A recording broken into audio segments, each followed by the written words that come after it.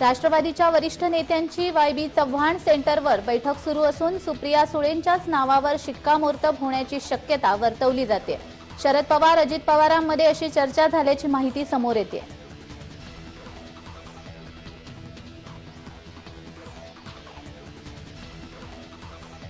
राष्ट्रवादीच्या नेत्यांनी अजित पवारांची भेट घ्यायला सुरुवात केली असून सुनील तटकरेंनी अजित पवारांची भेट घेतली आहे। ही भेट देवगिरी बंगल्यावर झाली।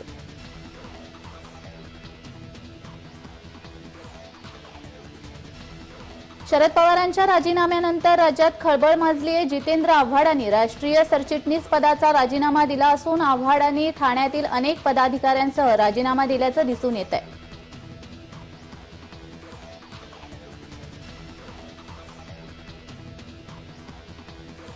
महाविकास आघाडीची वज्रमूठ सभा महाराष्ट्र दिनी मुंबईमध्ये पार पडली। या सभेमध्ये अजित पवार भाषण करणार का नाही याबाबत सस्पेन्स निर्माण झाला होता, पण अजित पवारांनी भाषण करून मुख्यमंत्री एकनाथ शिंदे आणि उपमुख्यमंत्री देवेंद्र फडणवीस यांच्यावर निशाणा साधला। एकीकडे महाविकास आघाडीची वज्रमूठ सभा सुरू असतानाच काँग्रेसच्या बड्या नेत्यांनी मोठा गौप्यस्फोट केला आहे। राष्ट्रवादी काँग्रेसची भाजपसोबत बोलणी सुरू असल्याचं पृथ्वीराज चव्हाण म्हणाले। कर्नाटकातील निपाणी मतदारसंघात प्रचारादरम्यान त्यांनी हे वक्तव्य केलं।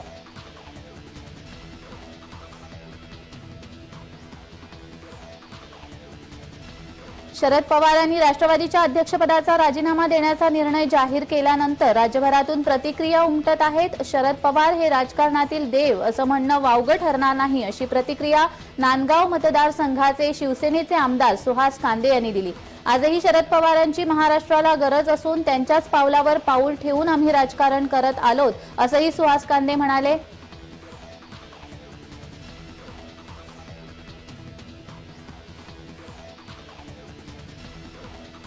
देशातील सर्व राज्यांच्या प्रमुखांना घेऊन एक पर्यायी शक्ती एकत्र करून एवढी ताकद असलेला नेता आता सध्या देशाला आवश्यक आहे। वयोमानामुळे निवृत्त होणे हे कोणालाही पटत नाही। साहेब कधीच निवृत्त होऊ शकत नाही। ज्या साहेबांनी लोकांमध्ये राहून आपल्या आजारपणाला सुद्धा निवृत्त केलंय, एवढी ताकद या नेतृत्वात आहे। आमच्यासारख्या कार्यकर्त्यांना दुःख आहे, साहेब आमच्या हृदयात आहेत, असं आमदार शशिकांत शिंदे यांनी सांगितलं।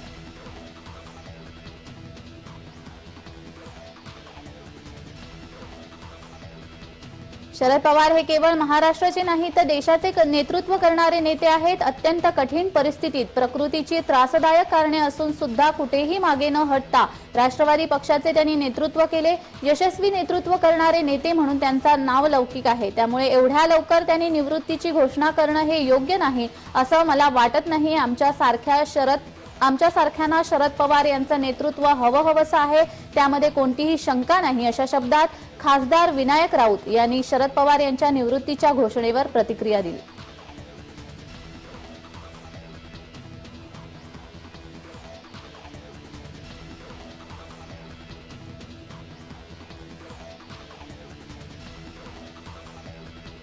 शरद पवार यांनी राजीनाम्याचा निर्णय मागे न घेतल्यास सिंधुदुर्ग जिल्ह्यातील सर्व कार्यकारिणी पदाधिकारी राजीनामा देणार असल्याचं म्हटलं जातंय। जिल्ह्यातील सर्व कार्यकारिणी सदस्य आणि पदाधिकारी राजीनामा देऊन शरद पवार यांच्यासोबत असल्याची भूमिका जिल्हाध्यक्ष अमित सामंत यांनी जाहीर केली।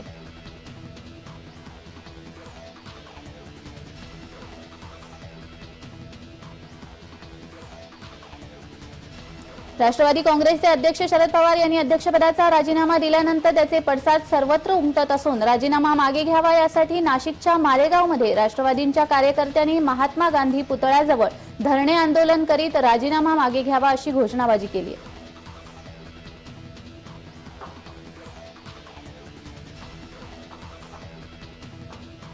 बारसू आंदोलकांना भूमिका समजावून सांगण्याचा प्रशासनाचा प्रयत्न असून आधी बारसूमधला पोलीस फौजफाटा हटवा अशी मागणी बारसूतील आंदोलकांनी मांडली आहे। आता आंदोलकांची पुढची भूमिका काय असेल याकडे सर्वांचं लक्ष लागून आहे।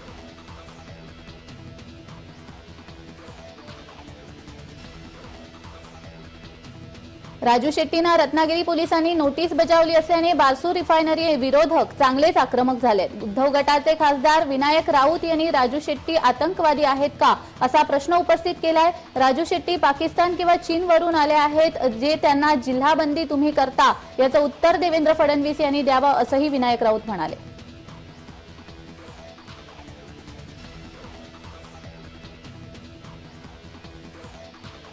मुख्यमंत्री एकनाथ शिंदे कर्नाटकात विधानसभा निवडणुकीच्या प्रचाराला जाण्याची शक्यता आहे। मुख्यमंत्री आपल्या नेत्यांसह कर्नाटकात जाण्याच्या तयारीत आहेत अशी माहिती सूत्रांकडून मिळते। बेळगावसह अन्य सीमा भागातही ते प्रचार करतील। कर्नाटकात सत्ताधारी भाजपला काँग्रेस आणि जेडीएसचं प्रमुख आव्हान आहे। याच पार्श्वभूमीवर मुख्यमंत्री शिंदे हे भाजपचा प्रचार करण्यासाठी जाण्याची शक्यता आहे।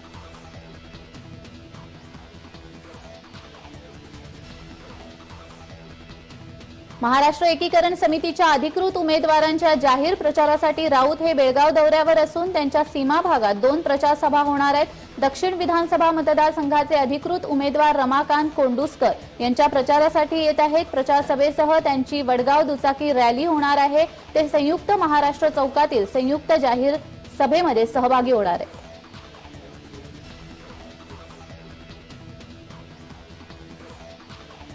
कर्नाटक विधानसभा निवडणुकीच्या मतदानाला अवघे 7 दिवस शिल्लक असून शेवटच्या टप्प्यातील प्रचाराचा जोर वाढला आहे। भारतीय जनता पक्षाने जाहीरनामा प्रसिद्ध करून हिंदुत्ववादाचा मुद्दा अधोरेखित केल्यानंतर काँग्रेसने आपल्या जाहीरनाम्यातून भाजपला उत्तर दिलंय। कर्नाटकात काँग्रेसची सत्ता आल्यास बजरंग दलावर बंदी घालणार असं आश्वासन काँग्रेसने दिलंय।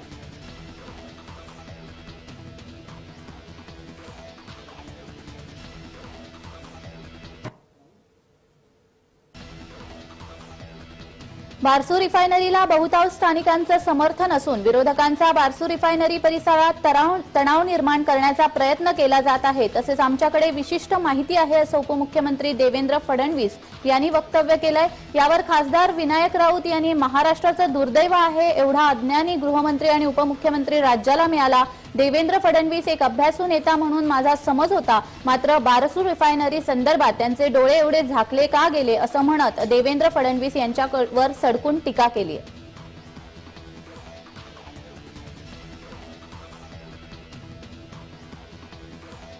शरद पवारांच्या राजीनाम्यानंतर राज्यात खळबळ माजली आहे। दरम्यान या प्रकरणावर उद्धव गटाचे खासदार संजय राऊत यांनी काँग्रेसचे अध्यक्ष खरगे आहेत, मात्र निर्णय राहुल गांधीच घेतात असं वक्तव्य केलं। दरम्यान राऊतांच्या या वक्तव्यावर पटोलेंनी राऊतांचा चांगला समाचार घेतलाय। संजय राऊत यांनी आमच्या पक्षात लुडबुड करू नये, संजय राऊत यांनी आमच्या पक्षात चोमळेपणा करू नये, ते आमच्या पक्षाचे प्रवक्ते नाहीत असा घणाघात काँग्रेस प्रदेशाध्यक्ष नाना पटोले यांनी संजय राऊतांवर केलाय।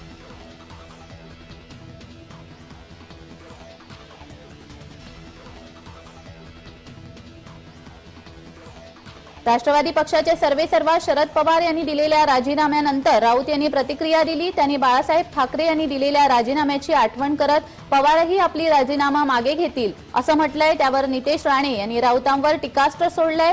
राऊतांचा आधुनिक शकुनी मामा आहेस का असा एकेरी उल्लेख करत टीका केली आहे।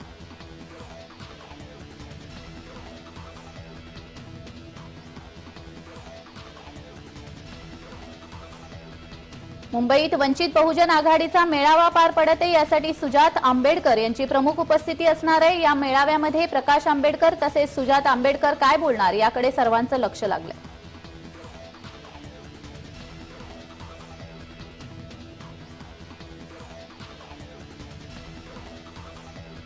गुजरात उच्च न्यायालयाकडून काँग्रेसचे नेते राहुल गांधी यांना दिलासा देण्यास नकार दिलाय। राहुल गांधी यांनी मोदी आडनावावरून सुरत सत्र न्यायालयाने सुनावलेल्या शिक्षेविरोधात उच्च न्यायालयात याचिका दाखल केली होती।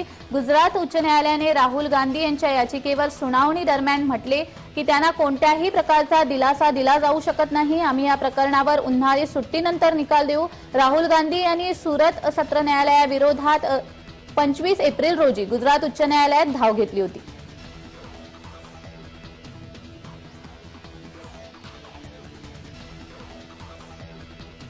जलाशयामधील पाणीसाठा खालावत आहे। जिल्ह्यातील 3 धरण समूहात 30% कमी पाणीसाठा उपलब्ध आहे। उष्णतेमुळे होणारे बाष्पीभवन आणि ऑगस्टपर्यंत पाणी पुरवण्याचे आव्हान यासाठी सर्व नागरिकांनी थेंब थेंब पाण्याचे नियोजन करणे गरजेचे आहे।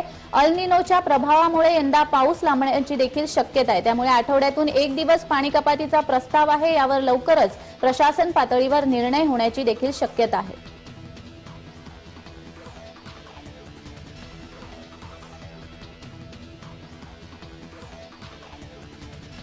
साई भक्तांसाठी दिलासादायक बातमी समोर आहे। शिर्डीच्या साईबाबांच्या दर्शनासाठी साई भक्तांना आता आरती पास काउंटरवर मिळणार आहे। ग्रामस्थ आणि साई मंदिर प्रशासनाच्या बैठकीत महत्त्वपूर्ण निर्णय घेण्यात आलाय। दर्शन पास आणि आरती पासचा काळाबाजार रोखण्याबरोबरच साई भक्तांना होणारा त्रास कमी करण्यासाठी शिर्डी ग्रामस्थांनी पुढाकार घेतला असून साईबाबा संस्थानाबरोबर झालेल्या बैठकीत अनेक मागण्या मांडल्या आहेत। या बैठकीत भक्तांना शिफारशीने दिले जाणारे आरती पास आता थेट दिले जाणार असून ग्रामस्थांसाठीही विशेष प्रवेशद्वाराने प्रवेश देण्याचा महत्त्वपूर्ण निर्णय घेण्यात आलाय।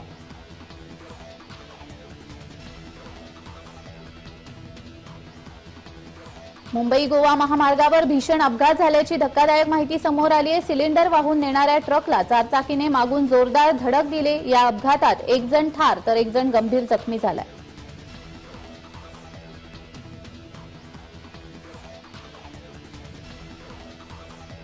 नंदुरबार जिल्ह्यातील शहादा तालुक्यात गेल्या 2 दिवसापासून सुरू असलेल्या अवकाळी पावसाचा फटका आता लग्नांना सुद्धा बसत आहे।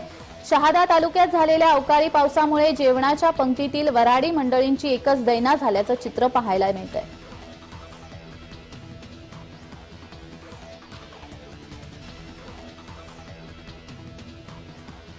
जे वैद्यकीय महाविद्यालय आणि रुग्णालयामध्ये पदव्युत्तर शिक्षण घेणाऱ्या डॉक्टरांसाठी लवकरच 4 नवे अभ्यासक्रम सुरू करण्यात येणार आहेत। इमर्जन्सी मेडिसिन, इंटरव्हेन्शन रेडिओलॉजी, जेरिट्रिक आणि इम्युनोहिमेटॉलॉजी अँड ब्लड ट्रान्सफ्युजन हे 4 नवे अभ्यासक्रम सुरू करण्यात येणार आहेत। यातील इमर्जन्सी मेडिसिन या अभ्यासक्रमाला मान्यता मिळाली असून अन्य अभ्यासक्रमांचं सर्वेक्षण झालंय। लवकरच त्यांनाही मान्यता मिळण्याची शक्यता आहे।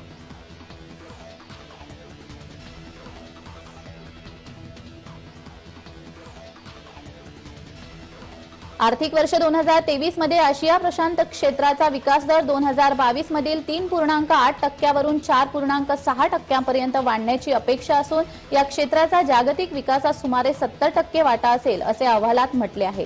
आशिया प्रशांत क्षेत्राचा जगातील सर्वात गतिशील प्रमुख क्षेत्रामध्ये समावेश असेल आणि या क्षेत्राच्या या 2 सर्वात मोठ्या आणि उदयोन्मुख अर्थव्यवस्था जागतिक वाढीमध्ये जवळपास निम्मे योगदान देतील। उर्वरित आशिया आणि प्रशांत क्षेत्राचा हिस्सा उर्वरित अर्ध्या भागाचा 5वा भाग असेल असे IMF ने नमूद केले।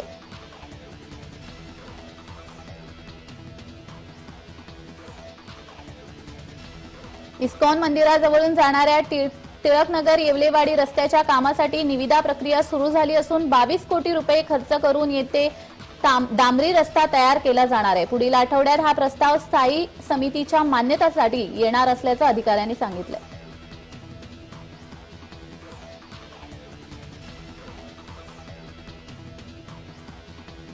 रब्बी पिकांनाही बेमोसमी पाऊस गारपिटीचा फटका बसला। उन्हाळी पिकांनाही फटका बसत आहे। फळबागाची दैना होते। याआधी शासनाकडून पिकांचे पंचनामे करण्यात आले परंतु अद्याप अनेकांपर्यंत मदत पोहोचली नाही। पाऊस आताच पडून येत असल्यामुळे आगामी पावसाळा कसा जाणार अशी चिंता शेतकऱ्यांना आहे। पावसाळ्यात शेतकऱ्यांचे नशीब उजाडणार का अशी चिंता सर्वांना लागली।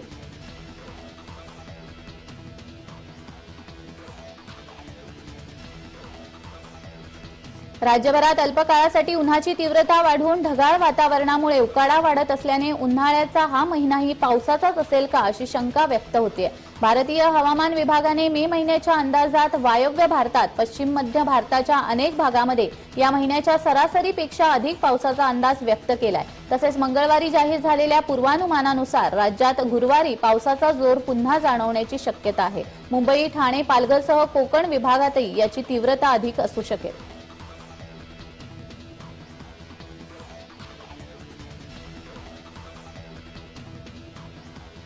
नाशिक जिल्ह्यातील ब्रह्मगिरी पर्वतावर दरड कोसळून एका भाविकाचा मृत्यू झाल्याची घटना घडली। भानुदास आरडे असं मृत भाविकाचं नाव असून ते बीडचे रहिवासी असल्याची माहिती प्राप्त झाली आहे। दरम्यान यापूर्वीही ब्रह्मगिरी पर्वतावर दरड कोसळून 4 भाविकांचा मृत्यू झाला होता।